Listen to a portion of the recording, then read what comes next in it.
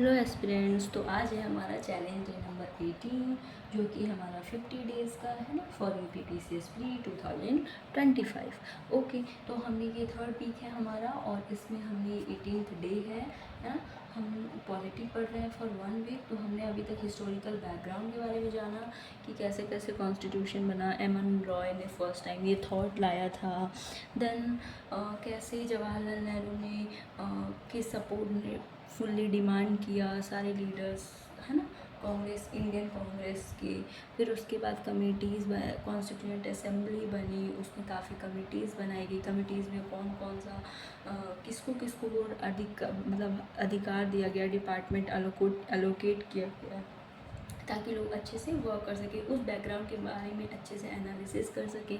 जैसे डिफेंस में हमें किस चीज़ की नीड है, एजुकेशन में किस चीज़ की नीड है, या फिर उस टाइम पे रियासतें वगैरह थी। अब क्योंकि इंडिया जो है 2 पार्ट में डिवाइड हो गया था, 2 डोमिनियन बन चुके थे, इंडिया एंड पाकिस्तान, है ना। तो ये डोमेन बन चुके थे। उसमें भी ब्रिटिशर्स ने ये भी बोल दिया था कि जिसको इनसे अलग रहना है, जिसको कॉन्स्टिट्यूशन नहीं फॉर अपने रियासत में फॉलो करना है वो ना करे, कोई फोर्स ही नहीं है। तो वो रियासतें भी, है ना, मतलब सभी लोग हैं, है ना।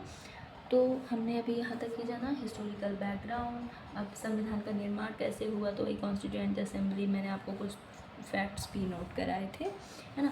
सेकंड और थर्ड हमारा अब क्या होगा, संविधान की विशेषताएं। तो अब सबसे पहले ये लेंगे ना, विशेषताएं जानने से पहले ये लेंगे कि क्या हमारा जो कॉन्स्टिट्यूशन है क्या कम्प्लीटली हमारा है। तो एक्चुअल में ऐसा नहीं है।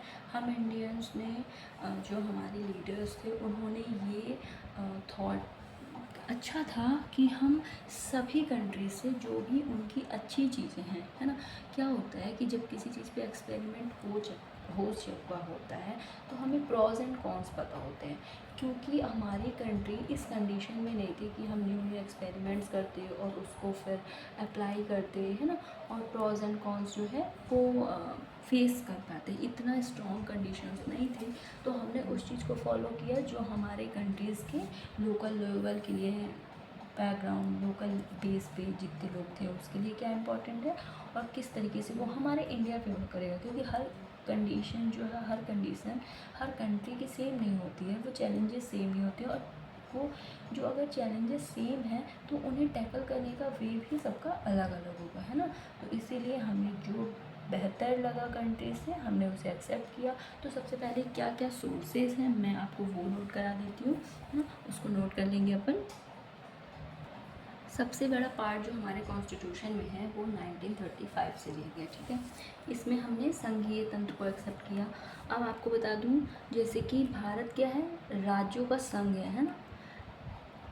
यहाँ पे राज्य अलग नहीं हो सकते हैं, उस पर जो मेन पावर रखता है वो हमारा संघ करता है। और संघ कहीं ना कहीं एक वर्ड है जो हमें स्ट्रॉन्ग बनाता है। ये बताइए, अगर आपके घर का माहौल है और वहाँ पे इंडिविजुअल राइट्स की बात ज़्यादा होती है तो वो घर क्या पावरफुल होगा? ऐसा नहीं है ना। कोई भी कंट्री वीक पड़ जाता है। जैसे बहुत सारी लकड़ियाँ हैं, उनको एक साथ तोड़ पाना बहुत मुश्किल है, बट एक एक लकड़ी तोड़ना आसान होता है। तो वैसे ही हमारा था कि अगर हम इतनी सारी पब्लिक को लेके एक साथ चल रहे हैं, ऑलरेडी हमारे जो है पाकिस्तान हमसे अलग हो चुका है। तो अब ऐसा ना हो कि इनमें थॉट वो क्रिएट हो जाए और वो मतलब अलग रूल करना चाहें। तो इसके लिए सबसे पहले हमारे साथ होना बहुत ज़रूरी था, जिसके लिए थे संघीय लक्षण बहुत ज़रूरी थे। फिर 1935 का राज्यपाल, गवर्नर, कैसे जैसे वायसराय वगैरह था तो वो गवर्नर का आ गया। न्यायपालिका, है ना, कैसे हमारी जुडिशरी वर्क करेगी। सुप्रीम कोर्ट हमारा जो है वो सुप्रीम होगा, ठीक है। हाई कोर्ट्स में जो भी आते हैं, है ना, निर्णय जो भी आते हैं, बट कहीं ना कहीं सुप्रीम कोर्ट ऐसा है कि उसके बाद उसको चेंज नहीं किया जा सकता। लोक सेवा आयोग, जैसा कि आपको पता ही है कि फिर धीरे धीरे भारत में भी ऐसा हुआ कि सिविल सर्वेंट्स हों जो हमारे वर्क्स मतलब लेजिस्लेशन या एग्जीक्यूशन में साथ दे सके। तो उसके लिए लोक सेवा, इमरजेंसी वर्ड, है ना, ब्रिटेन, संसदीय शासन, यहाँ पे है कॉन्स्टिट्यूशन, है ना, फेडरल सिस्टम में संसदीय शासन, पार्लियामेंट्री सिस्टम। पार्लियामेंट्री सिस्टम में क्या होता था कि काफ़ी सारे एरिया से लोग सेलेक्ट होके आते थे, वो अपने उस एरिया के बारे में बताते थे, उस चीज़ को बैकग्राउंड लेवल पे उसको डाउन टू अर्थ बोल सकते हैं ना, उसे समझना ज़्यादा आसान होता था। विधि का शासन, विधायी प्रक्रिया, एकल नागरिकता, हमारे इंडिया में ना एकल नागरिकता है। कहीं आप सिटीजन मतलब सिंगल सिटीजन है, जैसे अमेरिका में ना डबल सिटीजन है। एक तो आप जिस स्टेट के हैं, जिस स्टेट से बिलोंग करते हैं, आप वहाँ के सिटीजन हैं, और सेकंड जो आपका सिटीजनशिप मिलती है वो आपको मिलती है अमेरिका की। बट इंडिया क्या है, सिंगल सिटीजन, आप किसी भी स्टेट के हो लेकिन आप भारतीय ही कहलाएंगे, है ना। संसदीय विशेषाधिकार, ये इसलिए बोला गया क्योंकि कहीं ना कहीं जो संसद में, पार्लियामेंट में जो MPs बैठे हैं, मेंबर ऑफ पार्लियामेंट, वो कहीं ना कहीं डायरेक्टली जनता की ही सेलेक्ट करने पे आए हैं ना, जनता को वो रिप्रेजेंट करते हैं। तो जब वो जनता को रिप्रेजेंट करते हैं तो अब वन बाय वन तो किसी के भी पॉइंट ऑफ व्यूज़ को जानना पॉसिबल नहीं है ना। कितनी सारी मतलब पॉपुलेशन है हमारे कंट्री में, तो इसको अधिकार दिया गया कि अगर ये बात कर रहे हैं और एक बड़ा पार्ट जो है वो किसी एक पॉइंट पे बात कर रहा है तो वो कहीं ना कहीं सही होगा। द्विसदन बात लोकसभा एंड राज्यसभा है ना, द्विसदन एक अपोजिशन पार्टी हो जाती है, ताकि अपोजिशन पार्टी का यही प्रॉफिट है कि वो जो भी पार्टी रूल में होती है उसकी किसी भी ऐसा ना हो कि उसकी मोनोपोली हो जाए, एकाधिकार हो जाए उसका उस पद पे, कि वो अपनी मनमानी करने लगे, क्या हमें नीड है, और अपोजिशन उन मुद्दों पर बात करे स्ट्रांगली जिस चीज़ की उन्हें नीड है ना। तो ये हमारा ब्रिटेन से सोर्स हो गया। अब मैं अमेरिका का बताती हूँ, फिर आयरलैंड, कनाडा, ऑस्ट्रेलिया, जर्मनी, रसिया, है ना, फ्रांस। नेक्स्ट है हमारा, नेक्स्ट है USA, है ना, अमेरिका, ठीक है। यूनाइटेड स्टेट्स ऑफ अमेरिका, है ना, स्टेट्स का यूनाइटेड कई स्टेट्स को मिला के बना है इसलिए अमेरिका। तो फंडामेंटल राइट्स, हमारे जो भी मौलिक अधिकार हमें मिले हैं ना, आर्टिकल 21, आर्टिकल 1, है ना, ये सारे जितने भी हैं कि हम ग्रुप बना सकते हैं, हम कहीं भी पूरे इंडिया में रह सकते हैं, है ना, हमारे सोने के अधिकार हैं, हमारे बेसिक राइट्स, एजुकेशन है ना, हमारा जो इन्वायरमेंट है हमें वो क्लीन मिलेगा, ये तक हमारा जो है फंडामेंटल राइट्स है ना। फंडामेंटल राइट्स के भी बारे में काफ़ी डिटेल से बताएंगे कि क्यों नीड थी, क्या इसकी हिस्ट्री है। न्यायपालिका की स्वतंत्रता, मतलब अगर सुप्रीम कोर्ट ने किसी चीज़ का जजमेंट दे दिया है तो कहीं ना कहीं हम क्वेश्चनिंग नहीं करते स्टार्टिंग में, बट न्यायिक पुनरावलोकन का एक जुडिशियल रिव्यू आया जिसमें ये क्वेश्चन मार्क किया गया कि ऐसा ना हो, क्योंकि गलतियाँ सबसे हो सकती हैं, तो अगर कभी ऐसा हो तो हम उस पर डिस्कशन कर सकें, ऐसा ना हो कि अगर वो जजमेंट आ चुका है तो वापस हम उस पर बात ही नहीं करेंगे। इसलिए न्यायिक पुनरावलोकन, उपराष्ट्रपति जो हमारी वाइस प्रेसिडेंट है, अभी जस्ट कल ही हमारा वाइस प्रेसिडेंट का इलेक्शन है ना, मतलब सेलेक्ट किए गए हैं, है ना। राष्ट्रपति महाभियोग, राष्ट्रपति का इम्पीचमेंट, इनको इतना ईजिली इन पे केस वेस नहीं चलाया जा सकता है। इसका एक रूल है कि उस संसद के मतलब पार्लियामेंट के मेंबर्स मिलके अगर इम्पीचमेंट के लिए साइन कर रहे हैं तब उन पे ये फर्स्ट स्टेप है उनको पोस्ट से हटाने का, है ना। ये इसका बेस ऐसा होना चाहिए हो कि अगर वो कॉन्स्टिट्यूशन का हमारे कुछ कॉन्स्टिट्यूशन के अगेंस्ट कर रहे हो महाभियोग जो है वो तभी लगाया जा सकता है, ठीक है। जो हमारा नेक्स्ट है वो है आयरलैंड का, और आयरलैंड का ना सबसे इम्पॉर्टेंट जो है ना DPSP है, बहुत सुना होगा आपने DPS के बारे में। और DPSP जो है ना वो फंडामेंटल राइट से बहुत ज़्यादा क्लैश करता है, क्वेश्चंस में बहुत ज़्यादा ऐसे डाउट होता है। हमारा जो ये है आयरलैंड से जो है वो राज्य नीति निदेशक तत्व लिया गया है, DPSP जिसको बोलते हैं। इसमें ऐसा है कि राज्य के भी कुछ कर्तव्य हैं, जैसे फंडामेंटल राइट्स इंसान नागरिकों को दिया गया है ना, फंडामेंटल ड्यूटीज़, अगर हम सिटीजन्स को हमारे राइट्स दिए गए हैं तो हमारी कुछ ड्यूटीज़ भी हैं। जैसे कि हमारे घर में अगर हमें ये राइट्स है कि हम ऐसा कर सकते हैं तो हमारी ड्यूटीज़ भी होंगी कि हमें भी अपने घर के लिए, अपनी कंट्री के लिए कुछ करना होगा, है ना। तो राज्य की नीति में मतलब ऐसे हमारे स्टेट्स भी हैं जिनका एक वर्क है कि उन्हें ये करना ही होगा अपने सिटीजन्स के लिए। राष्ट्रपति निर्वाचन है ना, प्रेसिडेंट इलेक्शन, कनाडा से केंद्र व राज्य राज्यपाल के गवर्नर्स की नियुक्ति है ना, यूटीज़ में तो यही होते हैं, इन्हीं का चलता है। उच्चतम न्यायालय मतलब सुप्रीम कोर्ट परामर्शी न्याय निर्णय। कहीं कहीं पे जो सुप्रीम कोर्ट रहता है वो एडवाइज़र का भी काम करता है, वो कनाडा के सोर्स से लेंगे। ऑस्ट्रेलिया संसद है ना, ऐसे कुछ बिल आ जाते हैं या कुछ कंडीशन होती है जब हमें दोनों को एक साथ बैठ के उस चीज़ पे डिस्कशन करना होता है। जर्मनी आपातकाल के दौरान हमारी जो इमरजेंसी है ना, इमरजेंसी लगती है 3 टाइप की होती है ना, वो भी आपको बताएंगे, तीनों अलग अलग होती हैं। उस दौरान फंडामेंटल राइट्स जो हैं वो रुक जाते हैं। अब ऐसा है कि अगर हमारे कंट्री में अदर स्टेट से अटैक हो गया है और सभी बोलेंगे हमारा फंडामेंटल राइट है कि हम विज़िट पे जाना है, तो ये भी तो गलत है। मे बी उसमें कोई टेरर भी हो सकता है, ट्रेटर भी हो सकता है, जो हमारा देशद्रोही हो, है ना, ट्रेटर।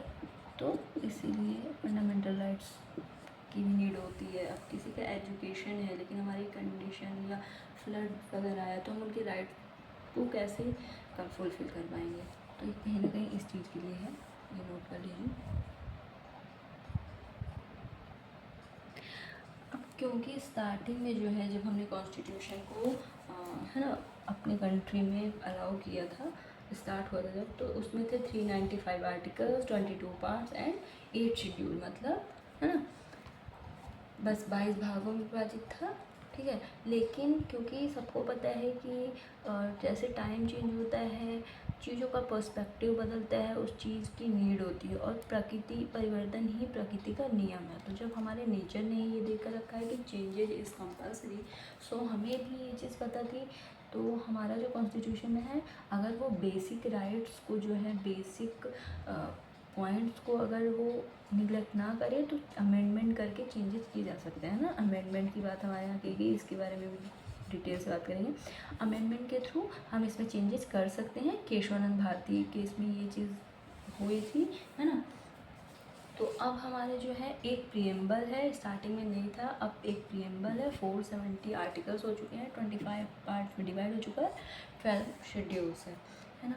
तो अब सबसे पहले ही हम पार्ट्स के बारे में बात करेंगे। पार्ट्स नोट कर लेते हैं, ये सब कुछ बहुत कंपलसरी है, बहुत ज़्यादा क्वेश्चंस आते हैं हमारे प्री में। ओके, तो जैसे हम जानते हैं कि टोटल 25 पार्ट्स हैं अब, है ना। तो फर्स्ट है हमारा the union and it's territories. अब मैं आपको एक ऐसी स्टोरी सी बनाती हूँ।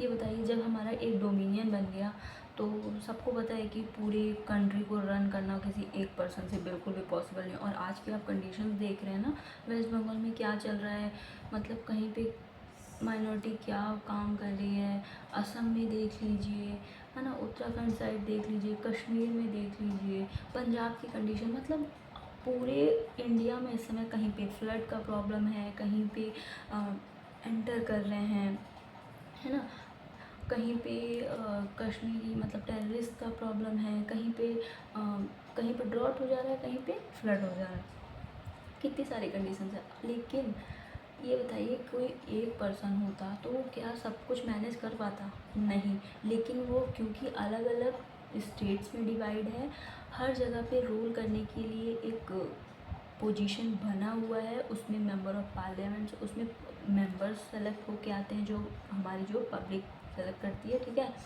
तो वो काम पे, कहीं पे फ्लड पे वर्क हो रहा है, कहीं टेररिस्ट पे वर्क हो रहा है, कहीं पे बॉर्डर्स पे वर्क हो रहा है, अदर कंट्रीज़ से जो भी अटैक वगैरह हो रहे हैं ना, है ना। तो यूनियन एंड इट्स टेरिटरीज, इसका इंपॉर्टेंस पता चल गया, तो इसलिए इसका आर्टिकल 1 to 4 है। ये एक ऐसा माइंड मैप रहेगा ना, इसको आप कंटिन्यू अगर रिवीजन कर रहे हैं तो क्वेश्चंस आएंगे। तो फंडामेंटल राइट्स अगर आपको पता है कि पार्ट 3 में आता है, और उसका जो आर्टिकल्स है वो 12 to 35 है, तो कहीं ना कहीं उसको डिफ्रेंशिएट करना ईजी हो जाएगा ना। डिफ्रेंशिएट करना ऐसे ईजी हो जाएगा कि आप एक माइंड यूज़ कर पाएंगे एलिमिनेशन मेथड में। आपको ठीक है, मे बी बहुत पास आर्टिकल्स आए हैं, बट जनरली वो एक डीपीएसपी से आर्टिकल दे देगा, एक सिटीजनशिप से दे देगा, नागरिकता से दे देगा, तो आप कंफ्यूज नहीं होंगे ना। तो ऐसा माइंड रहेगा कि इस आर्टिकल के अंदर ही होगा। तो आप एलिमिनेशन मेथड भी आप यूज़ कर सकते हैं। सेकेंड है सिटीजनशिप। अब आपका कंट्री जो है कई पार्ट में, कई स्टेट्स में डिवाइड हो गया। अब वो स्टेट्स में डिवाइड हो गया तो स्टेट हमारा कैसे बनता है? जनता से बनता है, पब्लिक से बनता है। अब जब यही ना पता हो कि किस स्टेट की कौन सी पब्लिक है तो कैसे पता चलेगा, है ना? तो उसके लिए सिटीजनशिप, अब जैसे कि सिंगल सिटीजनशिप है इंडिया की, सभी मानते हैं, बट स्टेट में हो गया तो हमें सिटीजनशिप मिली, मतलब हमें एक राइट मिला। अब कोई भी अगर आपको राइट देना है तो उसके पहले आपका एग्जिस्टेंस भी तो पता होना चाहिए ना, तो इसके लिए नागरिकता ज़रूरी है। अब बांग्लादेशी इस समय एंटर कर रहे हैं बहुत ज़्यादा, करंट में जो चल रहा है, हमारी प्रॉब्लम चल रही है, क्या हम उनको भी सिटीजन मान लेंगे? अगर ऐसे ही सिटीजन मानने लग गए तो अगर हमारे पास सोर्सेज तो लिमिटेड हैं, अगर अदर कंट्री के भी एंटर करने लग गए और हम उनको प्रोवाइड करें तो एक्चुअल में जिन्होंने इतना टैक्स वगैरह दिया उनको काम क्या मिलेगा, है ना?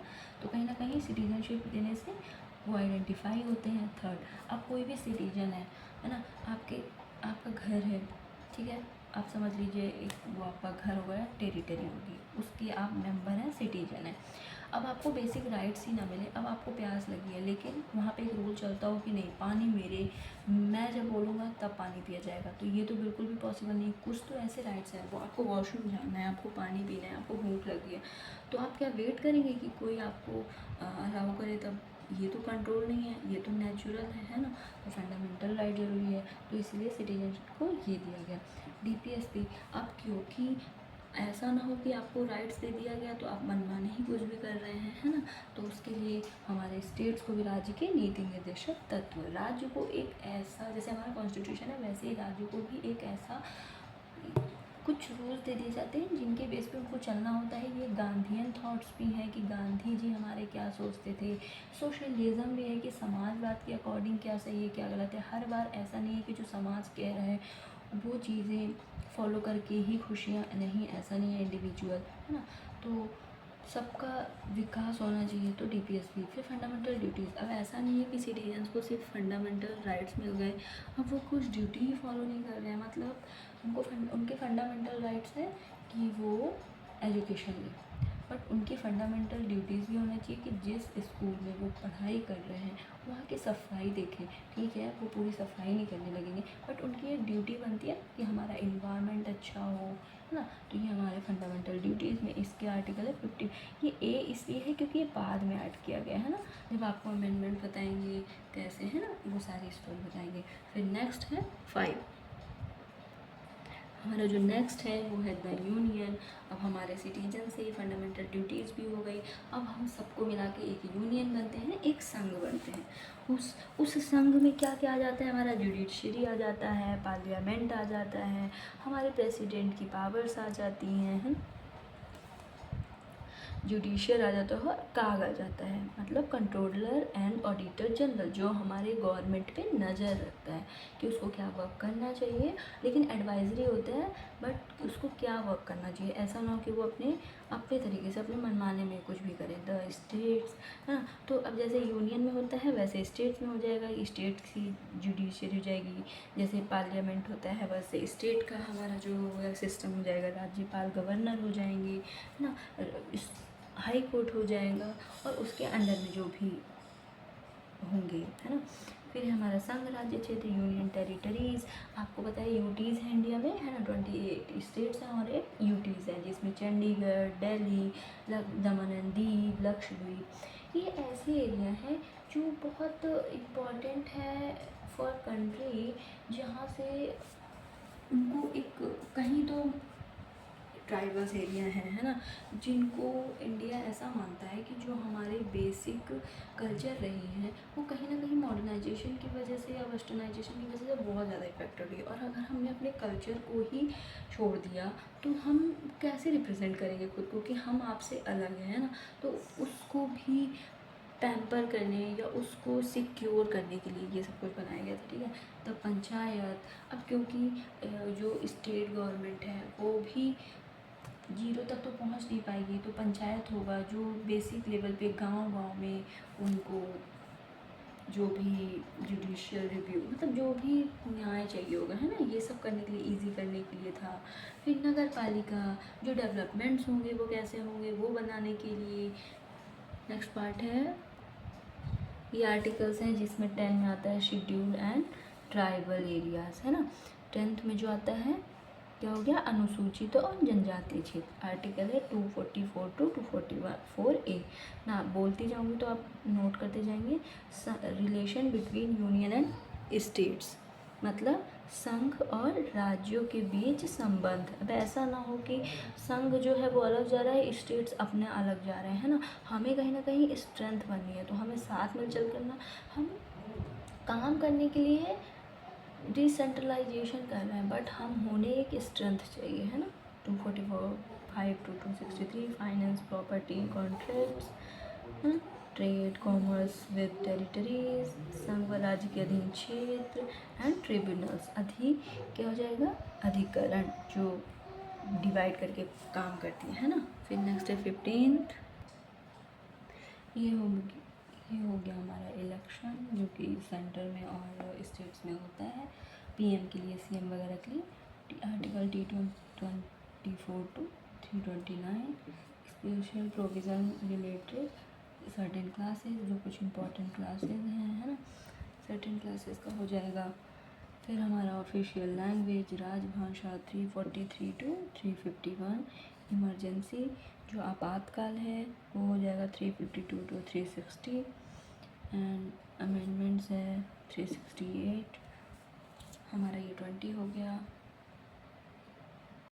किसी कंट्री के सरकार को, गवर्नमेंट को चलाने के लिए सबसे पहले उसे, तो ये इंडिया का है, यूनियन में डिवाइड किया, स्टेट में डिवाइड किया, फिर हमारी जो भी जुडिशरी है एंड लोकल गवर्नमेंट, है ना। यूनियन में क्या क्या आ गया, एग्जीक्यूटिव, लेजिस्लेचर जो रूल्स बनाती है उसको कैसे फॉलो करना है वो कार्यपालिका का काम है। न्यायपालिका हमारे जो है जजमेंट देती है। सेम यही तीनों पार्ट हमारे स्टेट्स में भी हो जाएंगे। व्यवस्था, जनहित याचिकाएँ, जो छोटे लेवल पे लोगों की जो भी कंप्लेंट्स होती हैं, एकीकृत न्यायपालिका, है ना। कहीं ना कहीं जनहित याचिका में जो भी डिसीजन दिया जाता है वो एप्लीकेबल होता है, मान्य होता है, अगर कोई इसे चैलेंज ना करे। और लोकल गवर्नमेंट नाम पे हो जाता है पंचायत एंड नगर पालिका। तो सबसे पहले एग्जीक्यूटिव के बारे में बता देती हूँ, क्योंकि हम बात करेंगे गवर्नेंस के बारे में, है ना। तो जो एग्जीक्यूटिव होती है, जो कार्य करने का काम करती है, आप एक देखते होंगे, एक तो गवर्नमेंट स्कीम्स वगैरह बनाती है ना, स्कीम्स को बजट एलोकेट करती है ना। लोकसभा में बिल वगैरह पास होते हैं, आपने देखा होगा। विधानसभा, जो कि असेंबली, स्टेट्स में विधानसभा होती है, केंद्र में लोकसभा, है ना, सेंटर पे लोकसभा एंड स्टेट पे असेंबली, विधानसभा। तो दो तरीके से कार्य करती है। एक तो ये कार्य करते हैं एडमिनिस्ट्रेटिव सर्विस। आप जैसे यूपीएससी का एग्ज़ाम देखते होंगे जिसमें, है ना, आईएएस, आईपीएस, आपने देखा होगा। ये ग्राउंड लेवल पर अभी तो काफ़ी ज़्यादा आपको ऐसे वीडियोस मिल जाएंगे यूट्यूब पे, जिसमें दिखाता है कि वो काफ़ी अच्छा वर्क कर रहे हैं। कहीं पे टीना डावी जैसे बहुत फेमस हुई थी अपने वर्क के लिए राजस्थान में, है ना। उन्होंने बेटी पढ़ाओ बेटी बचाओ बेटी पढ़ाओ पे काफ़ी अच्छा वर्क किया। फिर उन्होंने पानी से रिलेटेड बहुत सारे, तो राजनीतिक पॉलिटिकल लेवल पे ये लोग काम करते हैं, जिसमें पीएम आते हैं, मिनिस्टर्स वगैरह आते हैं, और एडमिनिस्ट्रेटिव में जैसे कि वो आईएएस, आईपीएस वगैरह आते हैं, है ना। तो ये एग्जीक्यूटिव हो गया हमारा। नेक्स्ट है जो हमारा, है ना, वो कैसे हैं, प्रोविज़न्स। हमारे जो कॉन्स्टिट्यूशन में प्रोविज़न्स हैं, constitutional, non constitutional and unconstitutional, है ना, असंवैधानिक, गैर संवैधानिक एंड संवैधानिक, वो कैसे वर्क करता है। अब जो हमारा कॉन्स्टिट्यूशन का जो प्रोविज़न है वो आपको बताती हूँ। एक तो कॉन्स्टिट्यूशनल हो गया, मतलब जो हमारे संविधान में लिखा हुआ है ना, हमारे जो संविधान में लिखा हुआ है, जो स्पष्ट एकदम क्लियर वर्ड्स में लिखा हुआ है कि हमें यही करना है। अभी मैंने आपको पार्ट्स बताया था ना, शेड्यूल वगैरह। नॉन कॉन्स्टिट्यूशनल, जो कॉन्स्टिट्यूशन में रिटेन तो नहीं है, बट वो जो है ना उसके अपोज में भी वर्क नहीं करता, काफ़ी सपोर्टिव है। लाइक एग्जांपल एनएचआरसी है, जो आपके जैसे फंडामेंटल ड्यूटीज़ है, फंडामेंटल राइट्स है, बट हमारे एनएचआरसी क्या है, नेशनल ह्यूमन राइट्स कमीशन है, जो हमारे राइट्स को सिक्योर करता है ना। नीति आयोग हो गया, या तो कानून बनाता है, इसमें जो भी हमारे एमपीज, मंत्रिमंडल होते हैं, वो बैठ के एग्जीक्यूटिव करते हैं, है ना। ये एक स्टेटरी बॉडी है।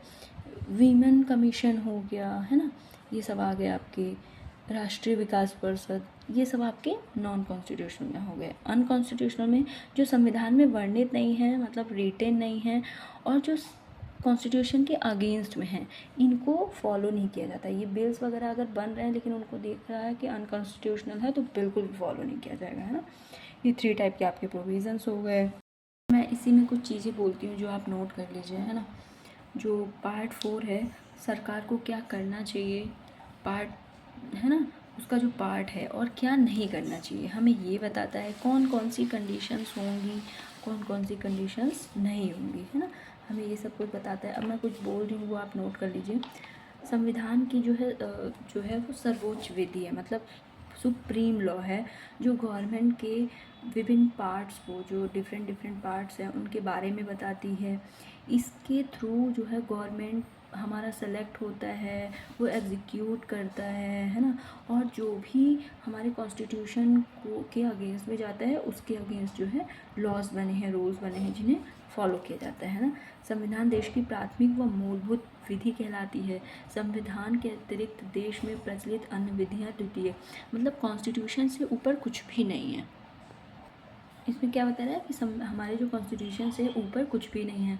संविधान जो है गवर्नमेंट को एक अकाउंटेबल बनाता है, दायित्व देता है कि आपको ये वर्क्स करने हैं, इसके इस वे पे करना है, इसके थ्रू करना है ना। और हमारे लिए एक लिमिट, डू एंड डोंट्स, क्या करना है क्या नहीं करना है, इसके बारे में मैं आपको कॉन्स्टिट्यूशन के जो फीचर्स है वो बताऊंगी, बट अभी मैं आपको एक शॉर्ट वे में बता रही हूँ। अब जो हमारा कॉन्स्टिट्यूशन भी 2 टाइप का हो जाएगा। एक बेसिक कॉन्स्टिट्यूशन जो 26 जनवरी 1950 से लागू हो गया था ना, उसमें क्या हुआ था कि जो भी लिखा हुआ है डिटेल में वो है। फिर नेक्स्ट जो फ्यूचर में चल रहा है उसमें हम कुछ भी चेंजेस कर सकते हैं थ्रू अमेंडमेंट।